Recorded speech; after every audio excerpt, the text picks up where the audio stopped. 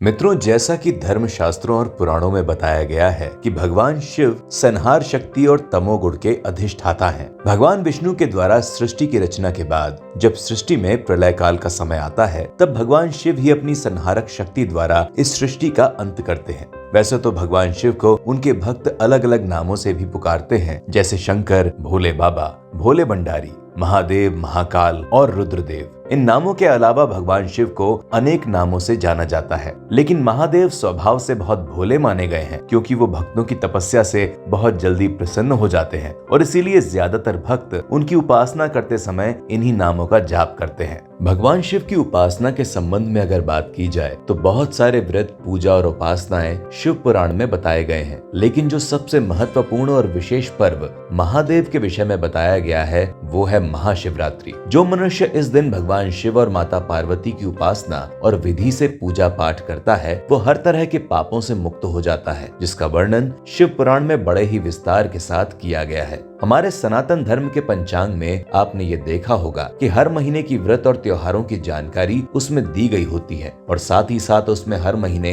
महाशिवरात्रि का भी जिक्र आता है। हमारे दर्शकों में से बहुत से लोगों ने हमसे व्यक्तिगत रूप से इस बारे में पूछा कि आखिरकार महाशिवरात्रि का त्योहार साल में एक बार आता है, तो इस महाशिवरात्रि का क्या मतलब है। इसीलिए आज हम शिवरात्रि के इस विशेष अवसर पर महाशिवरात्रि विशेष नाम का ये अंक आपके लिए लेकर आए हैं, जिसमें हम महाशिवरात्रि से जुड़े रहस्यों के बारे में विस्तार से चर्चा करेंगे। नमस्कार दोस्तों, मैं हूं अंश और आप देख रहे हैं नारद वाणी। शिव पुराण के अनुसार भगवान शिव को ही स्वयं भू माना गया है और इसमें शिवरात्रि मनाने को लेकर एक बहुत ही रोचक कथा पढ़ने को मिलती है, जो कुछ इस तरह से है कि सृष्टि के आरंभ में महादेव की इच्छा से जब भगवान विष्णु प्रकट हुए तो उनके नाभि से कमल उत्पन्न हुआ, जिसमें से परम पिता ब्रह्मा प्रकट हुए। ब्रह्मा जी ने प्रकट होते ही अपनी आंखें खोली तो उन्होंने अपने आप को उस कमल के ऊपर बैठा हुआ पाया और मन में ये सोचने लगे कि आखिर मेरा जन्म कैसे और क्यों हुआ। यही सोचते हुए अचानक से उनकी नजर नीचे की तरफ पड़ी, जहाँ पर शेषनाग पर श्री हरि योग निद्रा में थे।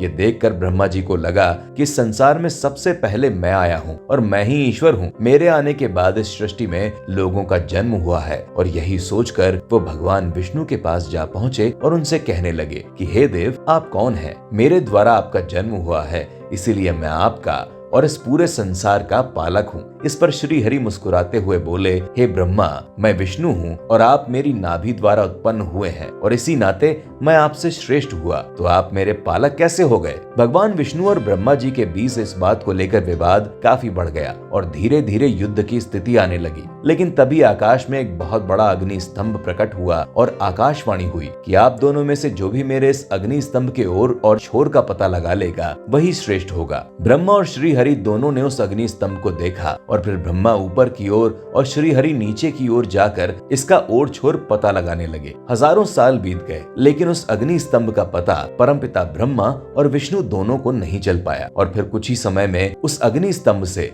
महादेव शिव शंकर प्रकट हुए। उन्हें देखकर दोनों देवताओं ने उन्हें प्रणाम किया और बहुत ही विधि से उनकी पूजा की। इस पर भगवान शिव बोले, हे देवों, अनंत ज्योति स्तंभ वाला मेरा रूप निष्कल था। निष्कल मेरे निराकार रूप यानी लिंग रूप को कहते हैं और उसी का छोटा रूप ज्योतिर्लिंग कहलाता है। इस समय अपने सकल रूप यानी कि साकार रूप में आप सबके सामने हूँ। आज के इस पवित्र दिन में आप दोनों ब्रह्मा और विष्णु ने मेरी पूजा बहुत ही भक्ति भाव से की है। इसीलिए आज से फागुन मास के महीने के कृष्ण पक्ष की चतुर्दशी का ये दिन बहुत ही महत्वपूर्ण माना जाएगा और शिवरात्रि के नाम से प्रसिद्ध होगा। आज की शिवरात्रि के अवसर पर जो भी भक्त मेरे शिवलिंग की पूजा भक्ति से करेगा या शिव के साथ शिवा यानी शक्ति की भी पूजा करेगा, उसे एक साल में मिलने वाला पुण्य एक दिन में प्राप्त हो जाएगा।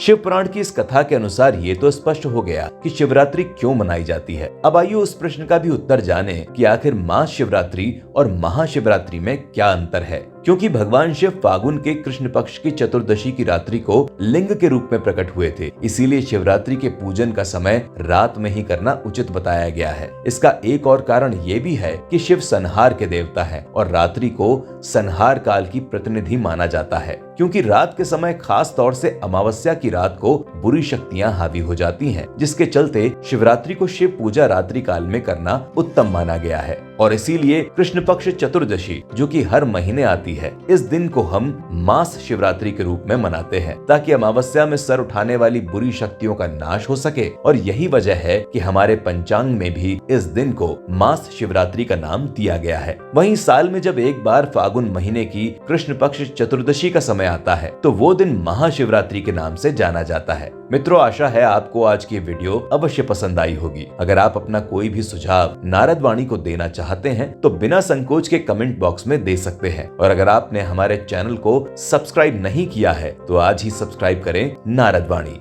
धन्यवाद।